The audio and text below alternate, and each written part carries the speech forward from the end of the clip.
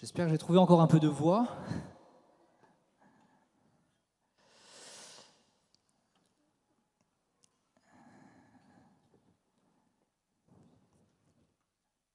Je veux bien, merci.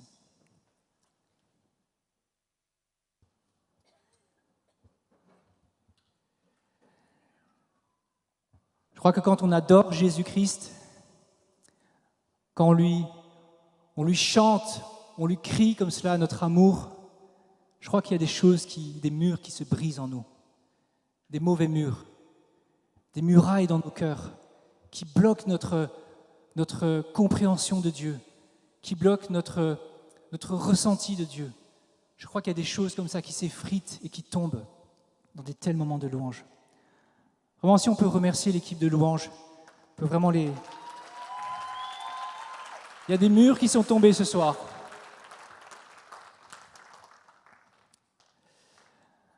Alors je continue dans cette série sur ouvrir le ciel. Je ne sais pas s'il y a une slide. Et juste une petite remarque sur le titre, ouvrir le ciel. Je me rappelle, on était dans le bureau de Rodrigue, on était là à cogiter avec Romain et Rodrigue. Et quelle série, quelle nouvelle série. Et donc Rodrigue avait déjà la série dans son cœur, mais quel est le titre de la série? Il est en train de réfléchir et puis... Vous savez, il y a une expression, le ciel ouvert, qu'on connaît bien, puisque à Clé, on l'utilise pour nos mercredis. Mais dans le ciel ouvert, ce qui manquait, c'était la notion d'aller chercher le ciel. Ce qui manquait, c'était cette notion dynamique, d'aller saisir quelque chose que Christ nous a donné. C'est pour cela qu'on a choisi le titre « Ouvrir le ciel ». Et Steve, la dernière fois, quand il est venu prêcher la semaine dernière, il nous a dit « mais le ciel est déjà ouvert ». Alors s'il est déjà ouvert, à quoi ça sert de l'ouvrir? Je pense, à travers ce message, vous dire un peu plus en quoi il est ouvert et en quoi il est fermé. Mais l'important de cette série, et c'est vraiment ça que je voudrais transmettre en introduction, c'est qu'il y a une demande expresse de Dieu à aller chercher le ciel. Le ciel est ouvert, mais il faut aller chercher ce qu'il y a dans le ciel, et ça, c'est notre part. En fait, ouvrir le ciel, c'est un peu une provocation, nous pousser à l'action. Alors, comme petite histoire introductive à mon propos ce soir, je voudrais vous raconter une histoire d'un Indien qui vivait en Inde dans les années 1880. Il est décédé, je crois, en 1929. Il s'agit du Sadhu Sundar Singh. Je ne sais pas si vous le connaissez. Si vous ne le connaissez pas, ça vaut vraiment le détour. Allez lire un de ses livres. Je me rappelle, j'étais tout jeune, converti, j'avais 20 ans. Et quand je suis tombé sur son livre, je l'ai dévoré, je crois, en une nuit. Et il y a un passage dans son histoire qui m'a vraiment impressionné. Et c'est cette histoire que je voudrais vous raconter. Il était donc un Indien extrêmement religieux, dans le bon sens du terme, amoureux de Dieu, mais pas à l'occidental, vous voyez, c'est à l'indienne. C'est-à-dire, c'est radical, c'est 100% et à un niveau assez bien. Et puis, il avait un feu pour partager l'amour de Dieu aux peuples qui ne le connaissaient pas, et notamment au Tibet, aux Tibétains. Et pour cela, il allait, alors à l'époque, en 1800-1900, il ne devait pas y avoir trop de polaires et de vêtements super pour la montagne. Il devait traverser les zones montagneuses pour aller annoncer l'évangile aux Tibétains. Et un jour, il est là avec un compagnon tibétain, donc quelqu'un qui est habitué à la montagne, et ils sont là, et ils sont dans la neige. Il y a une tempête de neige, il y a les températures qui sont glaciales, et lui, ce qui le motive, c'est d'aller annoncer l'évangile à ceux qui sont derrière cette montagne. Alors, il y va, et c'est quasiment au péril de sa vie qu'il y va avec son compagnon. Ils sont sur le chemin, et il marche pendant des heures. Et puis là, à un moment, il voit dans une fosse, à leur côté, un homme quasi mort. Il est gelé, transi, il est quasi mort. Et là, son compagnon lui dit, il ne faut pas qu'on s'arrête, parce que sinon, c'est nous qui allons mourir tous les deux. Alors, continuons. Et il vaut mieux que nous, on s'en sorte, plutôt que de prendre la peine d'aller voir ce qu'il a. Mais le Sadhu Sundar Singh, il n'a pas fait ce choix-là. Il a eu compassion de cet homme. Et il s'est dit, mais s'il y a un tout petit peu de vie, je vais quand même y aller. Et ce qu'il a fait, il est descendu dans le fossé, il a pris cet homme sur lui, il s'est chargé sur lui, et il a continué le chemin. Et là, on comprend dans l'histoire que quand il fait ça, il prend un énorme risque. Il prend le risque de mourir à cause de cette charge supplémentaire sur lui. Mais la fin de l'histoire est étonnante. En fait, le fait de porter cet homme sur lui, la chaleur du corps de cet homme l'a aidé à tenir et à résister contre le froid.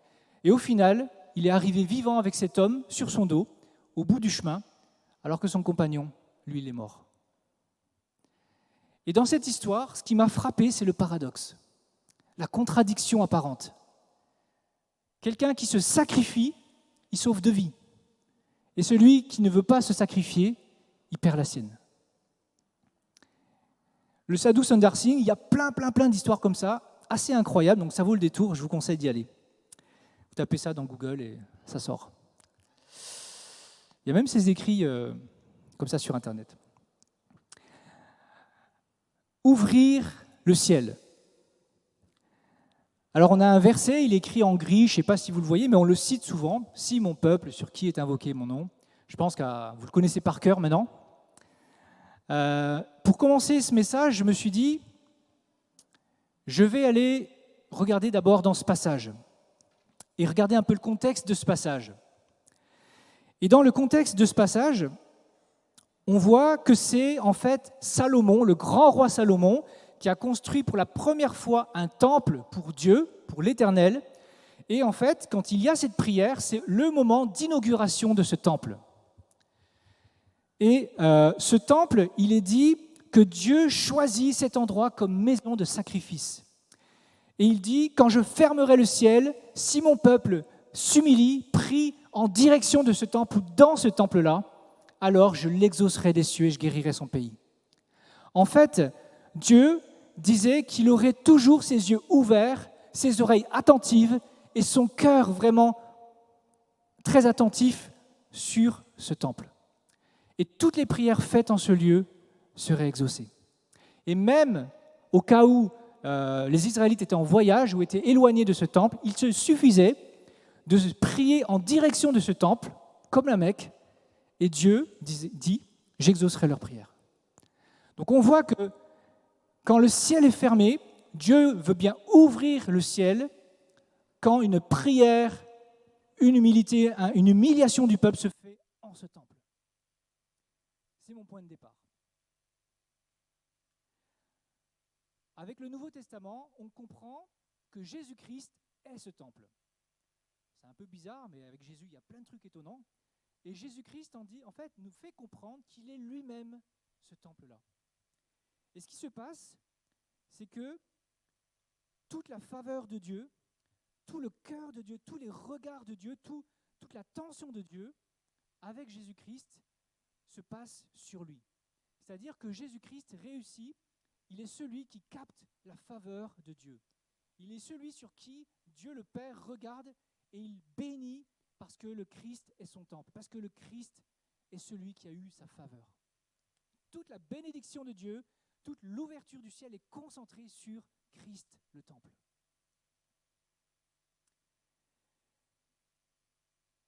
Ouvrir le ciel. Qui peut ouvrir le ciel? Est-ce que moi, je peux ouvrir le ciel? J'aime Dieu. Je fais beaucoup de choses, je pense, je m'efforce de lui plaire, comme beaucoup ici. Mais est-ce que je peux ouvrir le ciel? En fait, aucun être humain ne peut ouvrir le ciel. Et Jésus-Christ est le seul qui peut, et il l'a fait, ouvrir le ciel. Et je pense que c'est le fondement et la base du thème que je veux aborder ce soir, qui est le sacrifice ouvre le ciel. Seul le sacrifice de Jésus-Christ peut ouvrir le ciel. Et Jésus, dès qu'il a commencé son ministère, c'est une des premières choses qu'il a dites. Ça, c'est la slide, la deuxième, s'il te plaît. Non, ça, c'est la troisième. Jean 1, 51. Désormais, vous verrez le ciel ouvert et les anges de Dieu monter et descendre sur le Fils de l'homme. Il dit ça à Nathanaël.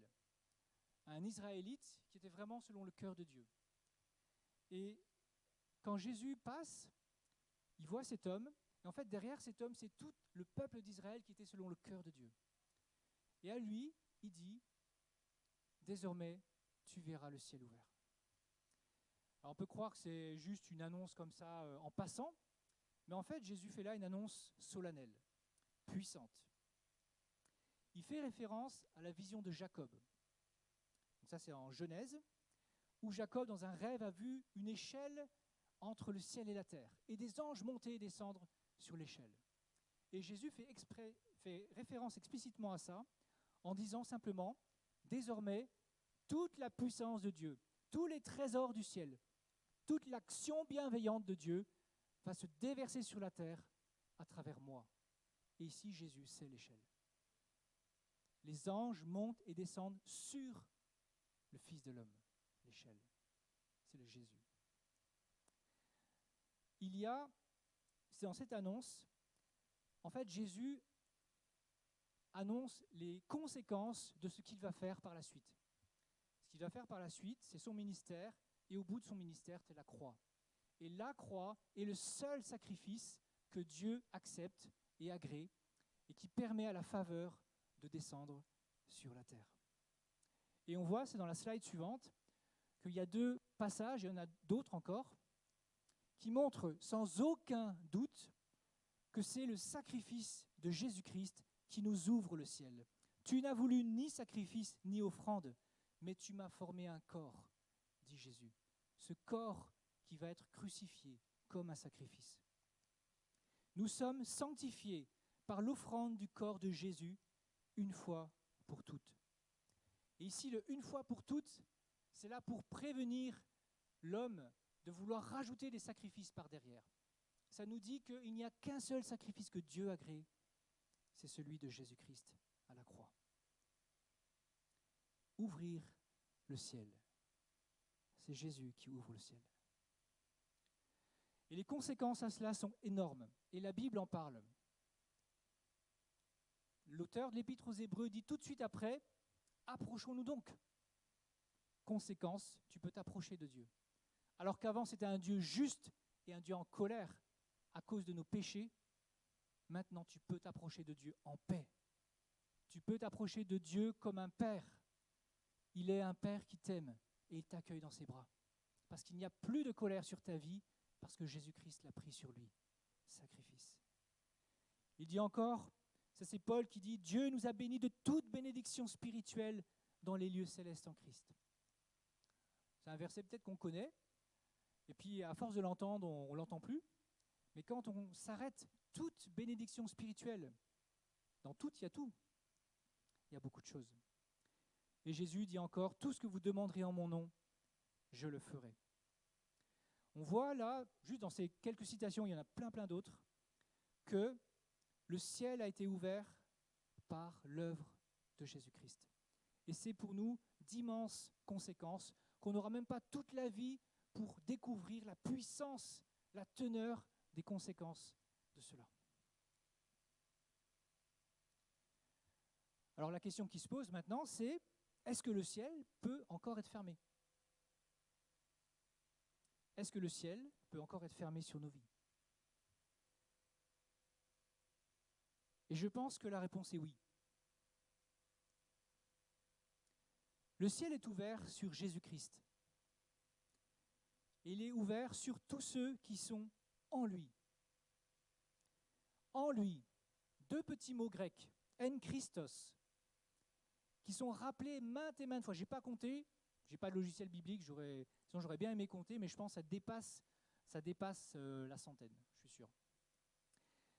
Et avec ces 2 petits mots qui changent toute la vie, 2 petits mots qui changent radicalement notre situation devant Dieu. Quand je suis en Christ, c'est-à-dire par ma foi, parce que je crois en lui, parce que je crois que je crois que son sacrifice à la croix règle mes problèmes vis-à-vis de Dieu, qui s'appelle le péché, je demeure en lui, je deviens attaché en lui, et en lui, toute la faveur de Dieu, tout l'amour de Dieu, toute la compassion de Dieu à mon égard, tous les rêves de Dieu pour moi sont libérés et sont déployés. en lui. Et c'est en lui que tout change. C'est quand je suis en lui que le ciel est ouvert pleinement sur ma vie, comme il est sur le Christ. Comme il est sur le Christ, et même pas moins. Et c'est pour cela que Jésus insiste et même implore à plusieurs reprises en disant « Demeurez en moi, reste près de moi, reste près de moi ».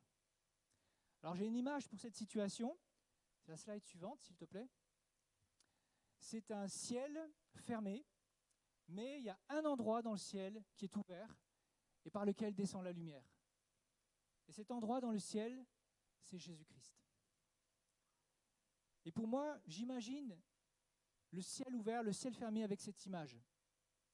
Il y a un seul endroit où Dieu accorde sa faveur. Ce n'est pas le zèle d'une religion, ce n'est pas le cœur sincère, ce n'est pas une religion, quelle que soit sa forme, qui fait que l'homme obtient la faveur de Dieu. Seul un sacrifice, seule une réparation par rapport à nos péchés, seul quelque chose qui peut satisfaire la justice de Dieu peut obtenir la faveur de Dieu, peut ouvrir le ciel sur nos vies. Et cela, seul Jésus-Christ l'a fait. Et il le répand pour tous les hommes. Il le veut pour nous. Il le veut pour toi et pour moi. En fait, quand Jésus implore et nous appelle « Demeurez près de moi, venez à moi », c'est pour recevoir pleinement cette lumière, cette bénédiction, cette grâce, cet amour puissant du ciel. Et je crois que le ciel peut être fermé dans nos vies. Alors j'ai distingué deux cas de figure. Quand quelque chose dans ma vie n'est pas vraiment en Dieu, n'est pas encore réglé, n'est pas encore dans la lumière, eh bien je crois que le ciel est fermé. C'est-à-dire quand il y a des choses dans ma vie qui sont encore dans l'ombre, et on le sait, en tant que chrétien, tout n'est pas réglé, tout n'est pas rose, il y a des difficultés, il y a des choses dans nos cœurs qui résistent encore. Et on sent qu'il n'y a pas la lumière de Dieu, il n'y a pas la grâce de Dieu, il n'y a pas la bonté de Dieu, il n'y a pas la liberté de Dieu. Il manque quelque chose. Alors je dis que dans ce cas-là, le ciel est fermé, mais dans le sens que sa grâce ne peut pas se répandre pleinement. Pas dans le sens qu'on n'est pas sauvé. On est sauvé, on est dans la présence de Dieu. Mais c'est juste que Dieu ne peut pas agir pleinement parce que cette zone-là est encore dans l'ombre. Exemple, quand un mensonge règne sur notre vie. Moi, j'avais un mensonge qui régnait dans ma vie, c'est « je suis rien ». Et dans les moments les plus douloureux de ma vie, même en tant que chrétien, le cri de mon cœur qui sortait, c'était « je suis rien ». Parce que dans mon histoire, mon père est vietnamien, ma mère est française, et moi je dis « je suis ni l'un ni l'autre, je suis rien ». Et ça, c'est un mensonge. Et je suis venu à Dieu parce que Dieu a puissamment touché mon cœur, parce qu'il m'a dit « je suis ton père ». Tu es légitime sur cette terre. Je suis ton Père, c'est moi qui t'ai créé. Je t'ai voulu ici et j'ai cru en cette parole. Et c'est comme ça que je suis venu à Jésus-Christ. Parce que j'ai reçu cet amour d'un Père pour moi. Mais vous voyez, les mensonges sont actifs dans nos vies et on n'est pas pleinement libéré. Et c'est en venant à Clé que j'ai vraiment compris que je suis quelqu'un. On peut le savoir intellectuellement, mais tant que ça descende, que ça devienne une vérité active dans ta vie. Et ça a amené beaucoup d'épanouissement dans ma vie. Et ça, c'est un exemple pour dire que le ciel n'est pas complètement ouvert, dans un sens, il est fermé sur nos vies en tant que chrétiens. Un deuxième cas, je crois, c'est quand je m'éloigne de Jésus. Et avec cette image, en fait, quand on s'éloigne de Jésus, si on lève la tête, il y a les nuages. Et quand on s'éloigne de Jésus, c'est ça qui se passe. C'est que la faveur ne se trouve que en Jésus, pas ailleurs. On peut dire Dieu, Dieu avec un grand D, mais Dieu s'est révélé et Dieu passe par Jésus-Christ. Jésus est Dieu, il est le Fils de Dieu.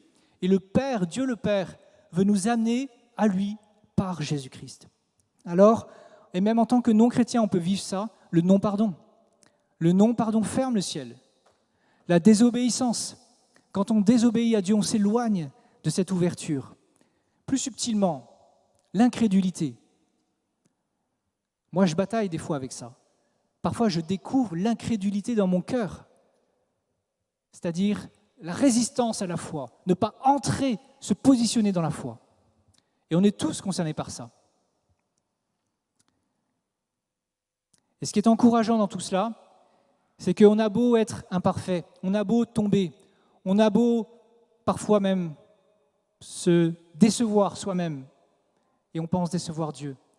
Mais Dieu laisse toujours le ciel ouvert. Toujours, toujours, toujours. Et tant qu'il y aura une année, tant qu'il y aura un jour encore dans ce monde, il y aura toujours ce ciel ouvert en Jésus-Christ. Et Jésus nous y invite. Alors je voudrais, dans ce premier tiers de mon message, vous interpeller et vous dire peut-être que vous ne vous sentez pas sous la lumière ce soir. Et peut-être que vous vous reconnaissez comme quelqu'un qui est peut-être là, sur l'eau ou dans les montagnes, mais loin de cette ouverture. Et je voudrais vraiment vous dire, Jésus a ouvert le ciel pour vous, parce que le Père vous aime. Et c'est tout l'amour de Dieu qui a fait que Jésus est venu jusqu'à vous pour ouvrir le ciel pour vous. Alors simplement, la chose la plus simple à faire, c'est rapprochez-vous de Jésus-Christ. Rapprochez-vous de lui. Ne craignez pas la colère parce qu'il n'y a plus de colère. Parce que Jésus-Christ a pris toute la colère sur la croix pour qu'on en soit libre. Le sacrifice de Christ ouvre le ciel. Du coup, j'en viens au cœur de mon sujet. Et nous ? Est-ce que nous, on doit encore faire des sacrifices du coup ? Est-ce que le mot sacrifice même a un sens finalement pour un chrétien, puisque Christ a tout fait ? D'ailleurs, sacrifice, ce n'est pas un mot qu'on aime. Il y a du sang, ça fait mal, quoi. Avec le mot. Alors dans la Bible, la slide suivante, s'il te plaît, il y a une réponse qui est claire, et je suis désolé, c'est oui. C'est clairement oui. Hébreux 13,15, par lui, offrons sans cesse à Dieu un sacrifice de louange, c'est-à-dire le fruit de lèvres qui confesse son nom. 1 Pierre 2,5, édifiez-vous pour former un temple spirituel, pour constituer un groupe de prêtres consacrés à Dieu, chargés de lui offrir des sacrifices spirituels qu'il pourra accepter favorablement par Jésus-Christ. Et puis en Apocalypse 1,6, il a fait de nous un royaume des sacrificateurs pour Dieu son Père. Nous sommes sacrificateurs. Ça, c'est pas mal. Sacrificateurs.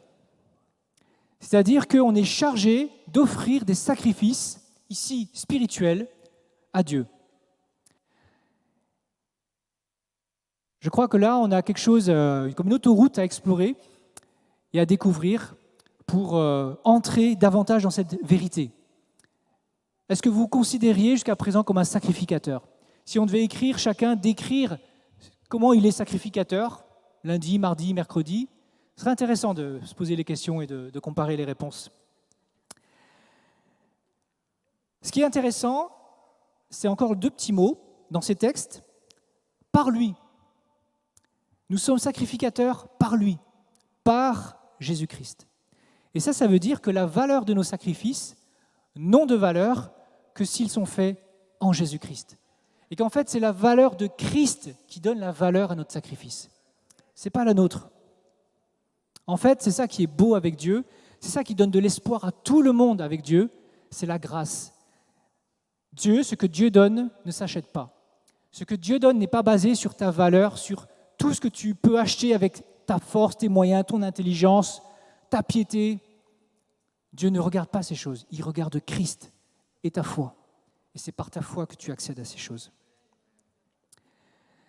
Alors, nous sommes sacrificateurs et nous offrons des sacrifices. Et je voudrais dire que le sacrifice pour un chrétien n'est jamais, jamais, jamais pour être pardonné. Ça, c'est le sacrifice de Jésus-Christ. Ça s'appelle l'expiation. À la rigueur, c'est pour se repentir. C'est pour faire signe de repentance qu'on fait un sacrifice. Par exemple, un jeûne, parfaitement. Un jeûne de Daniel ou même jeûne sec complet, c'est un signe de repentance. C'est pour dire à Dieu, je me repens et à cause de ce qu'a fait Jésus-Christ, je sais que je suis entendu. Le sacrifice pour un chrétien, c'est fait pour l'adoration.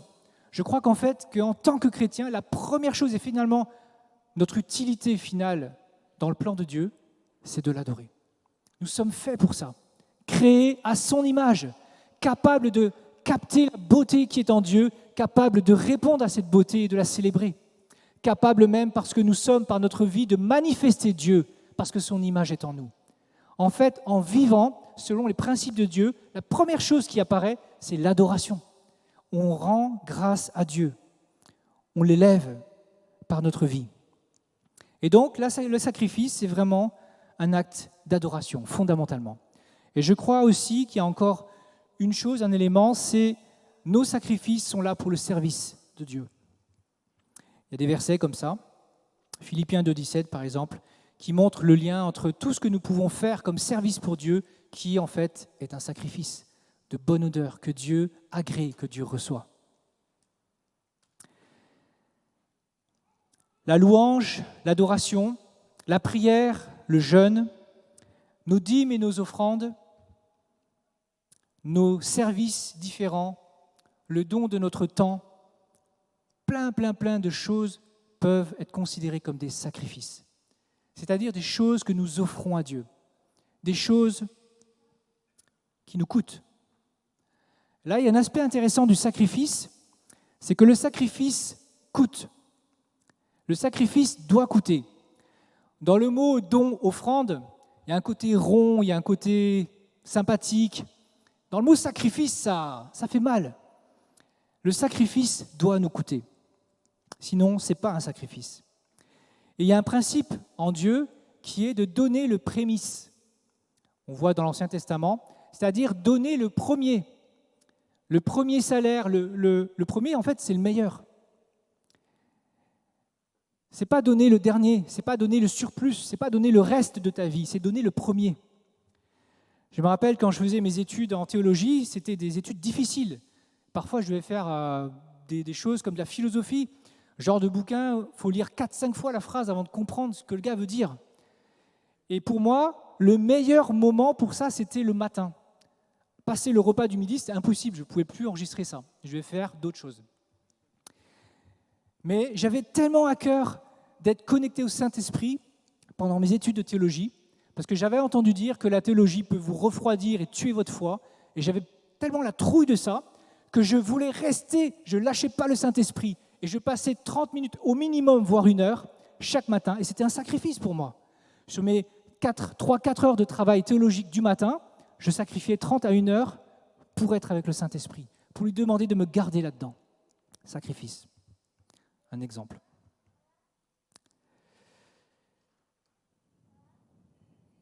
Le sacrifice coûte. Il n'y a pas de sacrifice facile. Alors, j'ai cité divers sacrifices dans la Bible et vous pourrez les retrouver, si vous le voulez, avec les notes. Mais il y a encore un plus grand sacrifice que Dieu nous invite à faire, nous demande de faire. J'imaginais que vous voyez où je veux en venir. Ce sacrifice ultime, le plus grand que nous puissions faire à Dieu, c'est nous. C'est que nous nous considérions comme sacrifice pour Dieu. En d'autres termes, donner sa vie. Offrir sa vie à Dieu.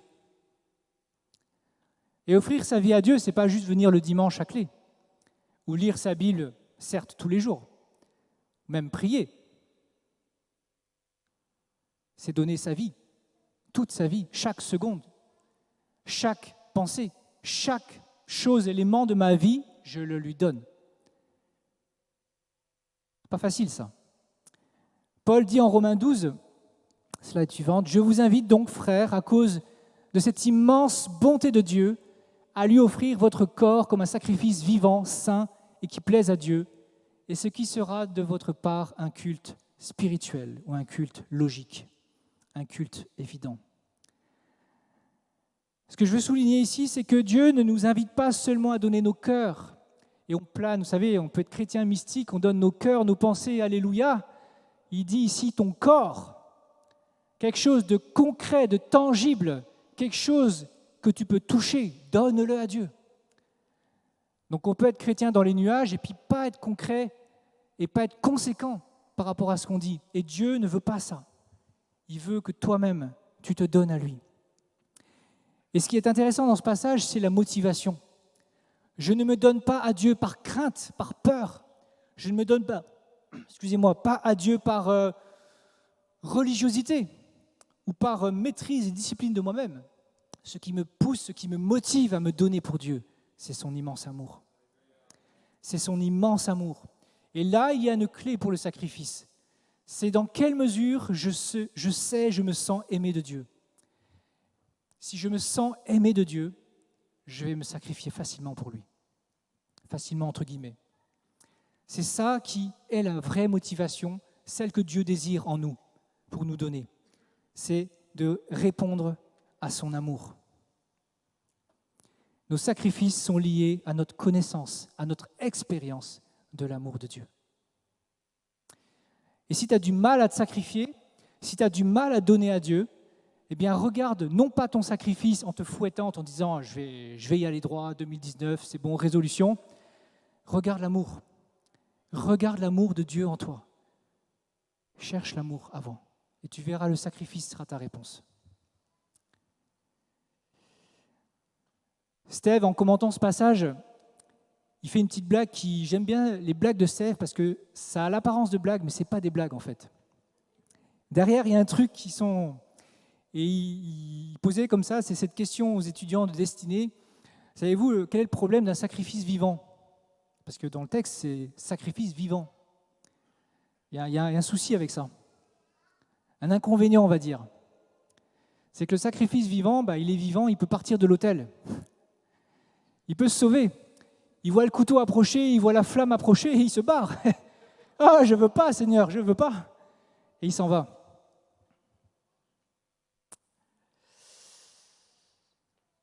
Le sacrifice ouvre le ciel. Et nos sacrifices, dans ce sens, dans la lignée de ce qu'a fait Jésus-Christ, ouvrent le ciel. Dans le sens que par nos sacrifices, il y a un parfum de bonne odeur qui plaît à Dieu.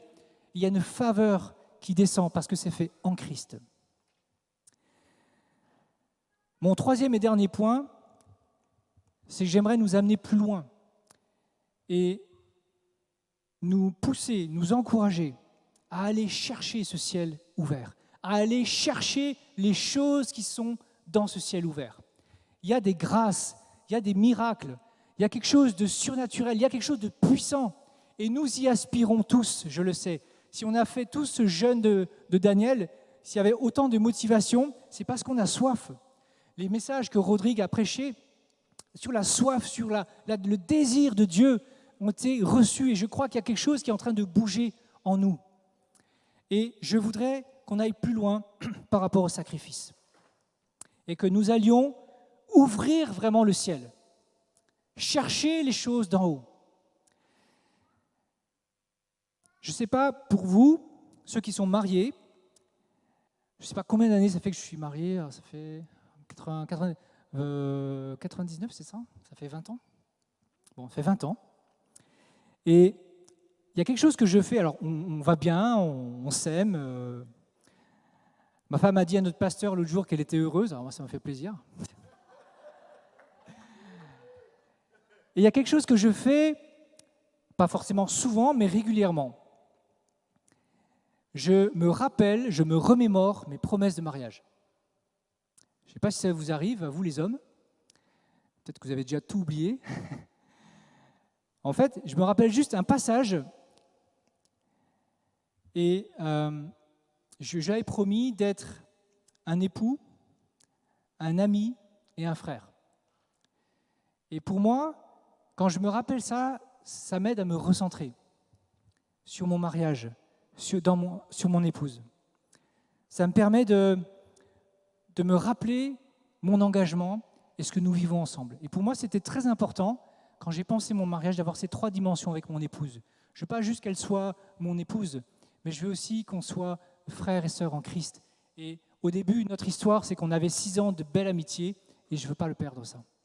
Donc pour moi, je me rappelle ça, et de revenir comme ça à des promesses fondamentales, ça m'aide à tenir le bon cap. Vous voyez ce que je veux dire ? Et je voulais vous poser une question similaire à nous tous, alors pas sur votre mariage, mais sur votre baptême. Est-ce que vous vous rappelez la promesse que vous avez faite à Dieu par votre baptême? Peut-être pas une promesse que vous avez formulée avec vos mots, mais une promesse qui est incluse dans le fait de se faire baptiser. En ce moment, j'ai la joie d'accompagner les futurs baptisés. Il y a à peu près une dizaine de personnes parmi nous qui ont demandé de se faire baptiser. Et donc, je les rencontre une par une. On prend 30 minutes et puis je leur pose la question, pourquoi veux-tu te faire baptiser? Quel est ton parcours avec Dieu? Et c'est vraiment fort intéressant. Et à chacun, je leur rappelle un texte qui pour moi est fondamental sur le baptême, c'est Romains 6, qui dit que le baptême, c'est une union avec Jésus-Christ dans sa mort et sa résurrection. Et je ne sais pas si vous étiez vraiment conscient, quand vous avez pris le baptême, de cette vérité, que par votre baptême, vous déclarez que vous vous unissez pour toute votre vie à Jésus-Christ, dans sa mort et dans sa résurrection. Et vous savez, quand on prend le baptisé et puis on le plonge dans l'eau, en fait, c'est l'image on l'enterre avec Jésus-Christ. L'eau, c'est comme la terre. Et après, on le ressort de l'eau, on ne le laisse pas, parce que ça montre, le symbolique, c'est pour qu'il ressuscite avec Jésus. Et il marche d'une vie nouvelle. Mourir et ressusciter avec Jésus-Christ. Ça, c'est la promesse de notre baptême. Alors, j'espère que vous étiez au courant, et puis si vous n'étiez pas au courant, vous l'êtes maintenant. Et en fait, ce que je veux vous amener, c'est que cela a des conséquences. Et je ne sais pas si vous avez réfléchi aux conséquences. Et pour moi, d'après ce message, il y en a une évidente. Il y a un passage que j'aime particulièrement dans la Bible, un de mes favoris, c'est le suivant, s'il te plaît. C'est Paul qui dit « Mon but, le but de ma vie, c'est de connaître le Christ, c'est-à-dire expérimenter la puissance de sa résurrection et avoir part à ses souffrances en devenant semblable à lui jusque dans sa mort. » Je trouve vraiment beau ce verset. C'est comme un concentré de finalement ce que Paul vise sans se détourner. Et ce que dit ce passage, c'est que pour expérimenter la puissance de sa résurrection, en d'autres termes, le ciel ouvert, il faut aussi devenir semblable à Jésus dans sa mort. Là, ça devient moins drôle. Ça veut dire mourir, ça veut dire sacrifice, devenir semblable à lui dans sa mort. Et quand on regarde la vie de l'apôtre Paul, on voit que ce n'était pas que des paroles. Il vivait assez fortement, assez intensément ces mots. Dans la Bible, on a encore plusieurs passages, plusieurs expressions même pour décrire cela. Porter sa croix, renoncer à soi-même, crucifier le vieil homme, mourir avec Jésus. En fait, c'est pas comme ça qu'on comprend l'évangile au début, c'est peut-être même pas comme ça qu'on l'annonce au début, mais venir à Jésus-Christ, c'est d'abord retrouver la paix avec Dieu, c'est retrouver l'amour, la connexion avec celui qui nous aime plus que personne, mais après c'est un chemin. Jésus ne nous laisse pas et dit voilà, t'es converti, maintenant c'est super, et puis vas-y, vis ta vie, mais il nous dit maintenant suis-moi. Et il y a un chemin sur lequel Jésus passe devant, et il nous dit suis-moi, viens avec moi, viens avec moi. Et ce chemin passe par le sacrifice. Ce chemin passe par une mort à nous-mêmes. Et heureusement pour nous, le but, ce n'est pas ça. La fin du chemin, ce n'est pas la mort à nous-mêmes, mais c'est pour passer de l'autre côté où il y a la puissance de la résurrection, la vie éternelle et un ciel ouvert. Alors on pourrait se dire, oui, c'est bien, ça c'était Paul. Paul, il était un peu fanatique quand même, hein. Il était à fond, à fond. Moi, je veux être un chrétien normal, tranquille, un chrétien... Vous voyez, on essaie de négocier avec Dieu. Mais en fait, c'est notre chemin, c'est notre appel. Et c'est ça le ciel ouvert. Pour aller au ciel ouvert, c'est ça le chemin. C'est suivre Jésus-Christ jusque dans sa mort pour atteindre sa résurrection. Il y a Paul qui disait « La mort agit en nous, mais la vie agit en vous. » Et c'est là le paradoxe de mon histoire d'intro, c'est que quand nous acceptons de suivre Jésus dans ce chemin et d'accepter ce sacrifice, il y a un paradoxe, la vie en découle, la vie en jaillit.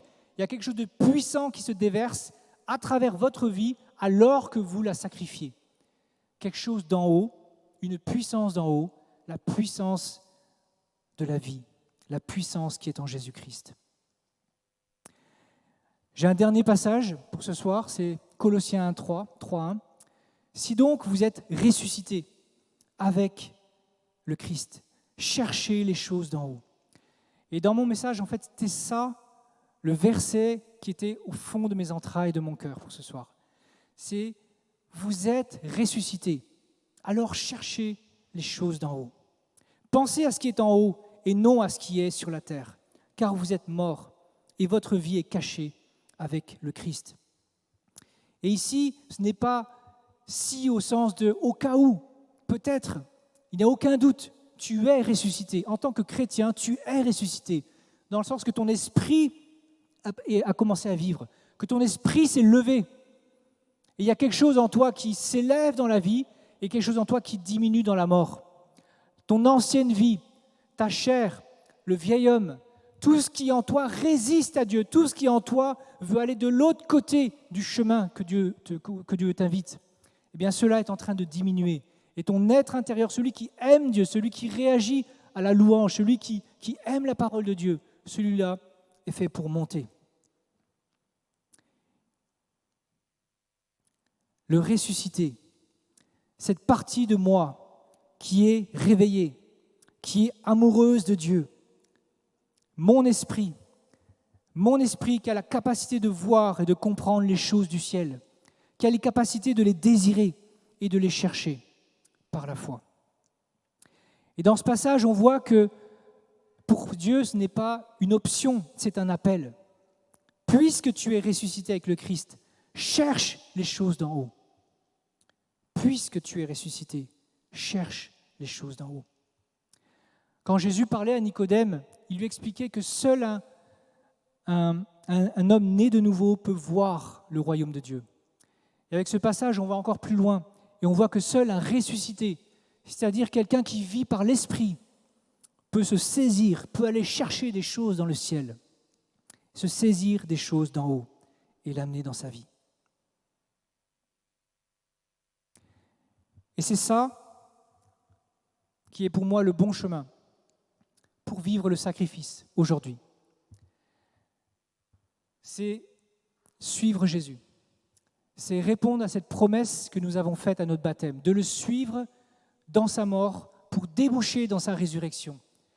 Et ça, ce n'est pas juste à la fin, mais c'est aujourd'hui. C'est pour aujourd'hui. Ce n'est pas un appel à la fin des temps. C'est un appel pour que notre vie change aujourd'hui.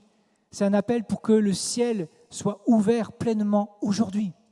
Et je crois que nous sommes dans une saison, ici à Clé, nous sommes dans une saison où Dieu veut nous amener beaucoup plus loin. Mais pour cela, il y a un prix. Pour cela, il y a quelque chose à faire. C'est être encore plus proche de Jésus-Christ que nous ne le sommes aujourd'hui. Nous ne sommes pas encore au centre de ce tunnel lumineux qui était sur la photo tout à l'heure. Nous ne sommes pas encore assez proches pour vraiment recevoir pleinement toutes les grâces que Dieu veut déverser.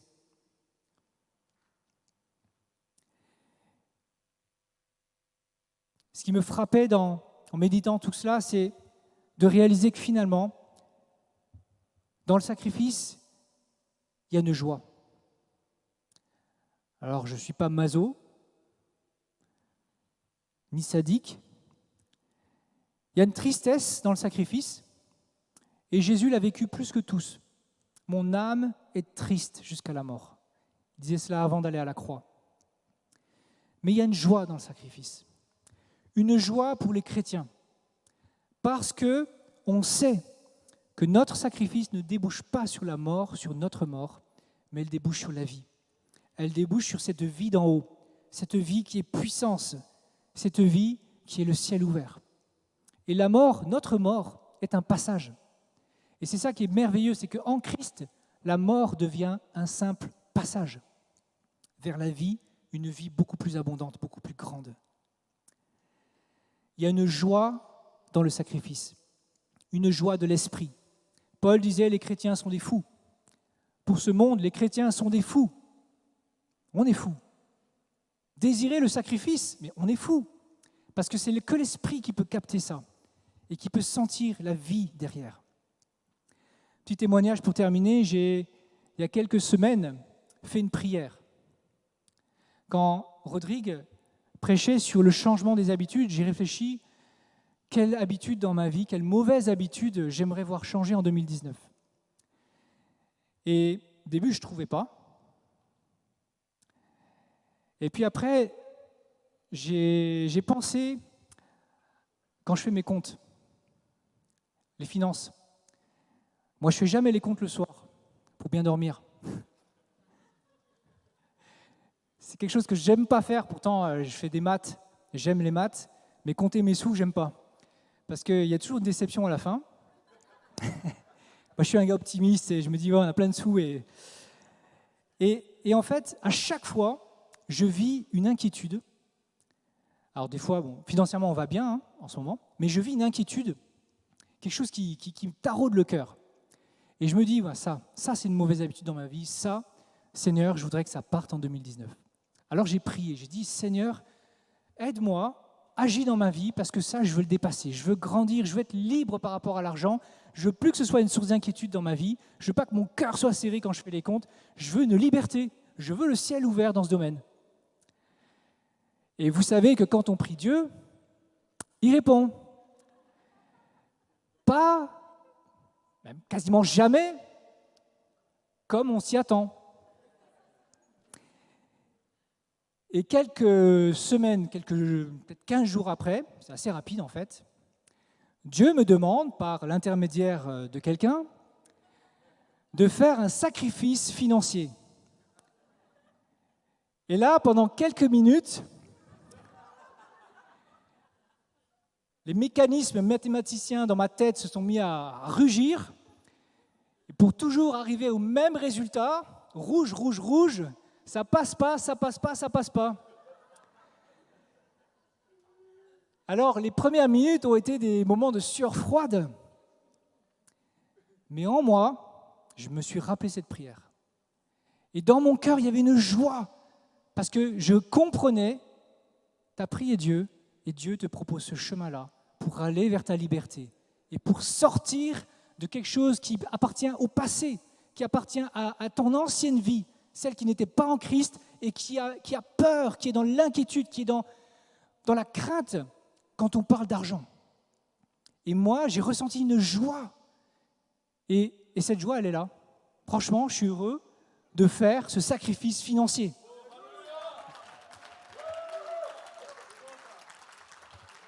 Parce que mes yeux ne sont pas sur la perte, qui est une perte, il faut le dire.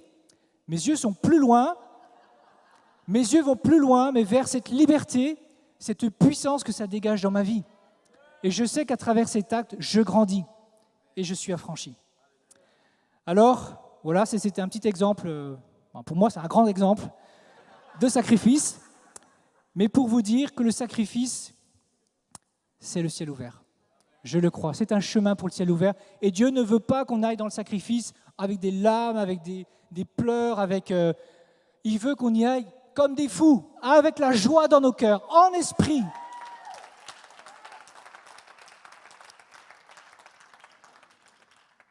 Marcher avec Jésus dans sa mort et sa résurrection et être des baptisés, fiers de l'être et qui assument et qui sont conscients, qui marchent avec Jésus. Alors très concrètement, j'ai pensé à 4 petites choses que vous pourriez faire si vous en avez envie après ce message, histoire de ne pas vous laisser juste avec des paroles et des belles pensées.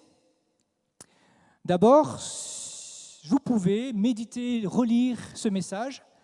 Il y a des résumés qui sont faits maintenant, c'est la nouvelle formule, donc qui vont être via GPS et tout.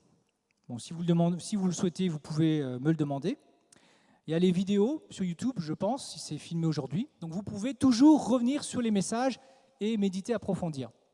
Et en fait, je vous invite à le faire parce que moi, j'ai trouvé qu'il y avait beaucoup de choses en fait dans ce message. Il y a de la densité, histoire de méditer.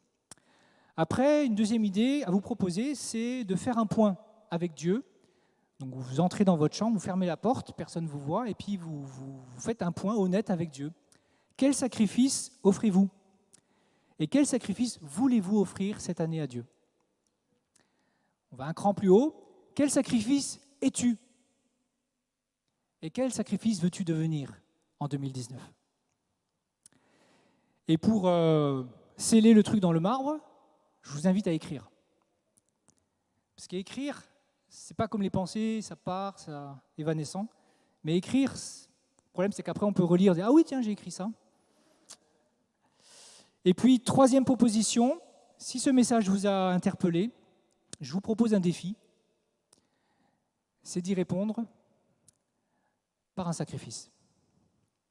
C'est-à-dire prenez le temps avec Jésus, méditez votre baptême, méditez votre promesse, cet engagement que vous avez pris avec lui lors de votre baptême, ou que vous allez prendre avec lui lors de votre baptême à venir, et choisissez un sacrifice précis. Je vous rappelle, le sacrifice, c'est quelque chose qui nous coûte. Et faites-le avec ce message. Faites-le juste pour dire à Dieu, je veux le ciel ouvert. Je veux ce qu'il y a derrière le sacrifice. Je veux le ciel ouvert. Je veux la puissance de la résurrection. Et Seigneur, je veux faire ce sacrifice pour cela. Et je vous garantis, quand on provoque Dieu, il y a des choses qui se passent.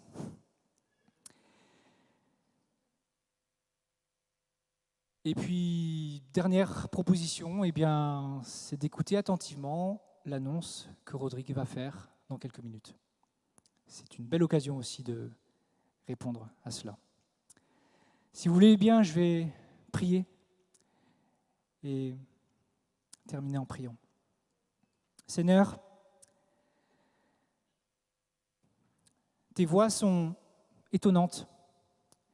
Tu fais des choses qui nous surprennent toujours. Mais ce que tu fais est profondément beau. Ce que tu fais est profondément solide. Et si tu nous invites à mourir à nous-mêmes et à te suivre sur ce chemin de sacrifice, c'est pas pour rien, mais c'est parce qu'il y a quelque chose de beau, de puissant derrière.